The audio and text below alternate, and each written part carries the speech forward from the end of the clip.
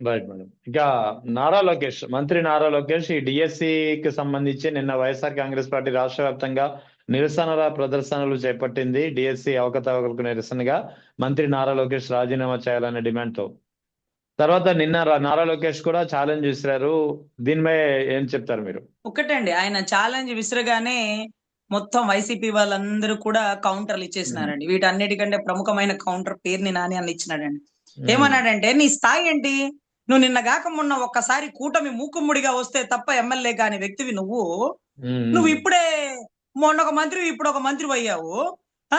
నువ్వు మంత్రి ఒక్కసారి ఎమ్మెల్యేగా గెలిచిన నువ్వు మాజీ ముఖ్యమంత్రి వర్యులని ఛాలెంజ్ విసిరే స్థాయి నీది కాదు. మేము మంత్రులం, మేము 4-5 సార్లు మంత్రులైన వాళ్ళం. నువ్వు ఒకసారి 2 సార్లు మంత్రి అయ్యావు, ఒకసారి ఎమ్మెల్యేగా గెలిచినట్టున్నావుగా. రా, నీ స్థాయికి నేను చాలు. నీకు జగన్ అక్కర్లేదు, జగన్ గారు అక్కర్లేదు. ఎందుకంటే ఒక విద్యాశాఖ మంత్రి ఓపెన్ స్టేట్మెంట్ అండి, పబ్లిక్ స్టేట్మెంట్ లో మాజీ ముఖ్యమంత్రిని 151 సీట్లు గెలుచుకున్నటువంటి ఏకగ్రీవంగా ఒంటరిగా వచ్చి పోటీ చేసి గెలిచినటువంటి వ్యక్తిని, అదే మాదిరిగా తండ్రి ఉన్నప్పుడు కూడా ఎమ్మెల్యేలు ఎంపీలుగా ఉన్న వ్యక్తి. మరి ఇతను వాళ్ళ నాన్నగారి హయాంలో కూడా గౌరవ నారా లోకేష్ గారు ఎమ్మెల్యేగా గెలవలేదు. పాపం వాళ్ళ నాన్నగారు ఇష్టపడి ముచ్చటపడి ఎమ్మెల్సీ ఇచ్చుకొని మినిస్ట్రీ ఇచ్చుకున్నారు.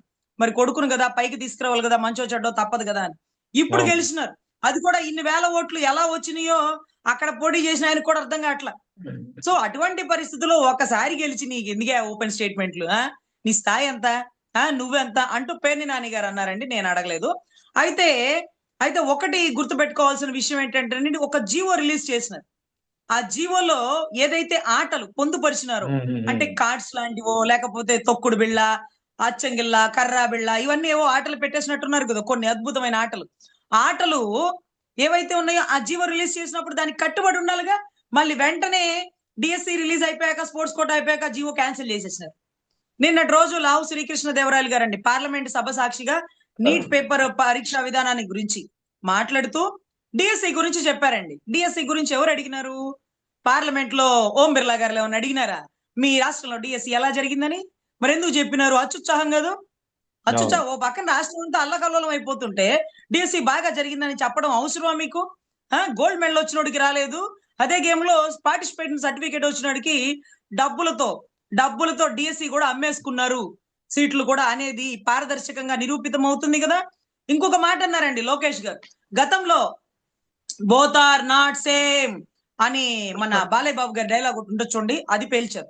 ఇప్పుడైతే ప్లేస్ నువ్వు చెప్పమన్నా సరే నేను చెప్పినా సరే అంటూ ఛాలెంజ్ విసురుతున్నాడు జగన్ అంటూ. అవసరమా మీ స్థాయికి? మీ నాన్నగారు చెప్పలేదా ఎప్పుడు జగన్ అనే సింగిల్ ప్రొనౌన్సియేషన్ మనం చేయకూడదయ్యా? ఆ ప్రొనౌన్సియేషన్ చేయాలంటే ఒక పవన్ కళ్యాణ్ చేయగలడు. నువ్వు అచ్చుచ్చావబడక నీ పరిధిలో నువ్వు ఉండు, నీ స్థాయి నువ్వు మరల్చావుకు. ఎందుకంటే ఎదుర్కోవడం చాలా కష్టం. రానున్న కాలంలో 2029 పెను తుఫాన్ వస్తే, రాగల కాలంలో సునామీలు వస్తే కొట్టుకుపోతాం మనం. తండ్రి కొడుకులం, కడు జాగ్రత్తగా ఉండాలా. మనకు అవసరమా ఈ డైలాగులు అని చెప్పాలి కదా అనుభవజ్ఞులు. జగన్ అంటే ఓపెన్ ఛాలెంజ్ విసరడం ఏంటండి? అంటే మంత్రి స్థాయి మంత్రి అడగాల, లేదంటే ఇంకొకటి అడగాల. అంతేగాని ఈ అర్ధరాత్రి రిలీజ్ చేసిన డిఎస్సి, ఇంకొకటి ఏంటంటే బహుశా సిబిఐ విచారణ వేసినారు అనుకోండి. నేను బొత్స గారి స్టేట్మెంట్ చూసిన, సిబిఐ విచారణ జరిగే వరకు నిబద్ధత గల మంత్రి అయితే మీరు రాజీనామా చేయాలని. ఆయనకి నిబద్ధత ఉందని బొత్స గారికి ఏమైనా చెప్పాడు? ఆయన నిబద్ధత ఉందని ఏమైనా చెప్పాడా? నిబద్ధత ఎందుకు ఉంటది? వెనకాల నారా చంద్రబాబు నాయుడు గారు ఉంటే ఆయన ఎందుకు రాజీనామా చేపిస్తారు? ఒకవేళ గనక ఈ డిఎస్సి ఫలిత విధానంలో సిబిఐ విచారణ వేస్తే అది పూర్తయ్యే వరకు ఈయన పదవిలోకి రాకూడదంటే, ఈయన కాదండి దేవాంశు వయసు వచ్చేస్తుంది ఒక 20-30 ఏళ్ళు. ఎందుకంటే సిబిఐ విచారణ ఎన్ని సంవత్సరాలు జరుగుతుందో చూస్తుంటాం కదా. ఇంకొకటి ఏంటంటే, వన్స్ సిబిఐ విచారణ కేసిన ఈయన ముఖ్యమంత్రి ఈ 3 సంవత్సరాలు అవ్వాలనుకున్న ఆలోచన కళ కూడా తీరదండి. ఎందుకంటే ఈ పేపర్ లీకులో ఎవరైతే ఉన్నారో వీళ్ళు ప్రధానమంత్రులు గాని, ముఖ్యమంత్రులు గాని, మరలా మంత్రులు గాని అవడానికి కూడా అవకాశం లేదు అనేటటువంటి ఒక గొప్ప సిద్ధాంతం ఉంటదండి. దాన్ని దాటి పోకూడదు.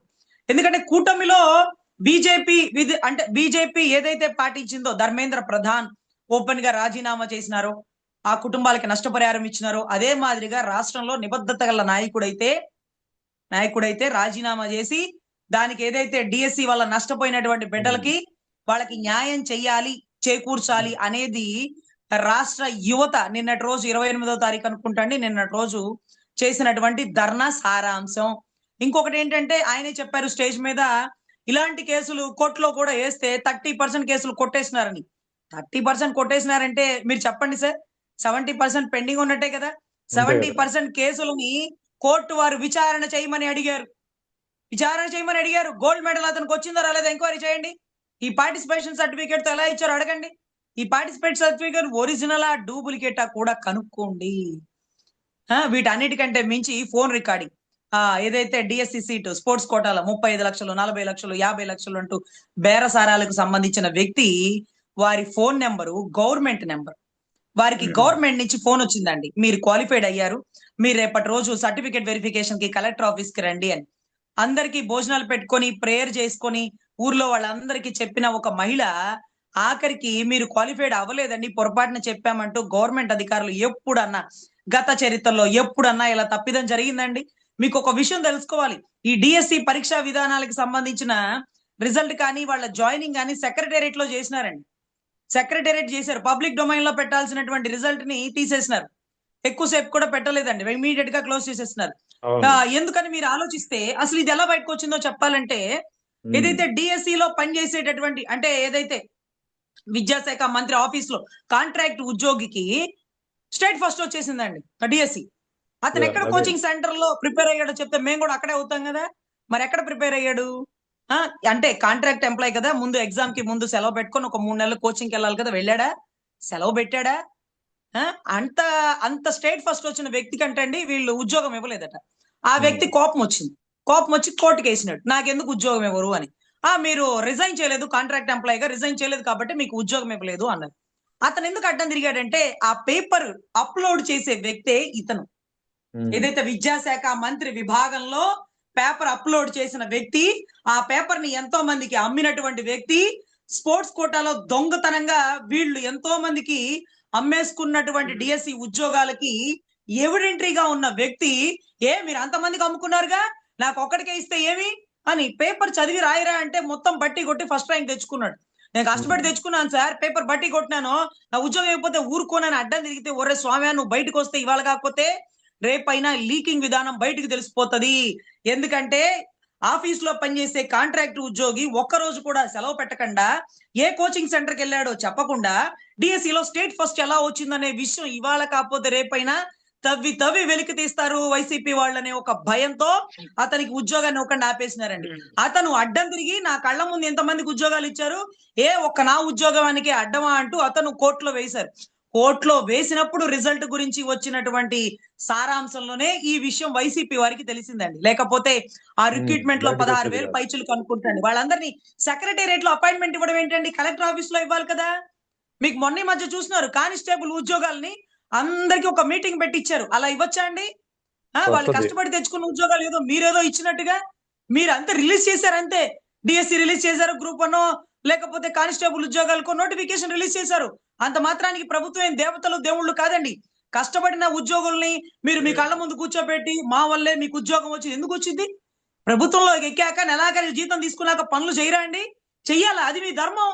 దాని ఏదో గొప్పగా డప్పు కొట్టి స్టేజ్ మీద హోమ్ మినిస్టర్ గారిని చంద్రబాబు గారు పొగడం, చంద్రబాబు గారిని కానిస్టేబుల్ గారు కొడుకు అని చెప్పి పవన్ కళ్యాణ్ గారు పొగడం, ఇవన్నీ ఒకరికొకళ్ళు ఏంటో వీళ్ళ పొగడ్తలతో ఎదురుగా కానిస్టేబుల్ బిడ్డల్ని కూర్చోబెట్టారు, అవసరమా?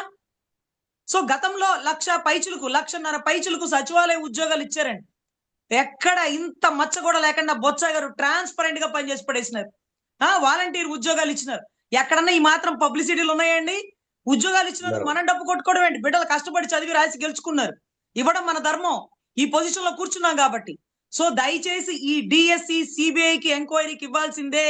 ఈ మాట మీరు గుర్తుపెట్టుకోండి. రాజశేఖర్ రెడ్డి గారు అసెంబ్లీ సాక్షిగా చెప్పారు, ఏమయ్యా చంద్రబాబు, నా కొడుకు మీద నిందలేస్తున్నావు కదా, నేను ఓపెన్ గా సిబిఐకి ఇస్తాను, నా కొడుకుని, నా కొడుకు సంబంధించిన కేసులన్నీ సిబిఐలో పెట్టు, తప్పు చేస్తే నా కొడుకుని ఉరి తీసిపడే, హ్యాంగింగ్ అంటూ ఓపెన్ ఛాలెంజ్ చేసిన రాజశేఖర్ రెడ్డి గారు ముందు ఏరి నారా చంద్రబాబు నాయుడు గారు రండి, నా కొడుకు తప్పు చేసుంటే, డిఎస్సిలో తప్పు జరుగుంటే సిబిఐ విచారణకు వినిపించండి, వేయించండి, తప్పు చేస్తే నా కొడుకు నారా లోకేష్ ని ఊరు తీసిపడేయండి అని మీరు అడగగలరా? అంతటి ధైర్య సాహసాలు ఉన్నాయా? ఆ గట్స్, ఆ దమ్ము రాజశేఖర రెడ్డి గారికి ఉన్నట్టు అసెంబ్లీలో ఓపెన్ ఛాలెంజ్ మీరు చేయగలరా? ఎందుకు చిటికలేసి డిఎస్సికి రా జగన్ చూసుకుందాం అంట, ఏంది జగన్ గారితో మీరు మాట్లాడేది? మీ స్థాయికి పేరు నాని వాళ్ళు మంత్రులే కరెక్ట్. మీరు ఆ స్థాయి దాకా ఇంకా పోలా. మీరు ఒక్కసారి కూడా ముఖ్యమంత్రి అవలా. ముఖ్యమంత్రి కొడుకు ముఖ్యమంత్రి అయిన చరిత్ర ఒకే ఒక్క జగన్మోహన్ రెడ్డి గారి వల్లే సాధ్యమైంది 2 తెలుగు రాష్ట్రాల్లో కూడా. సో దయచేసి ఒళ్ళు దగ్గర పెట్టుకొని మాట్లాడాలా.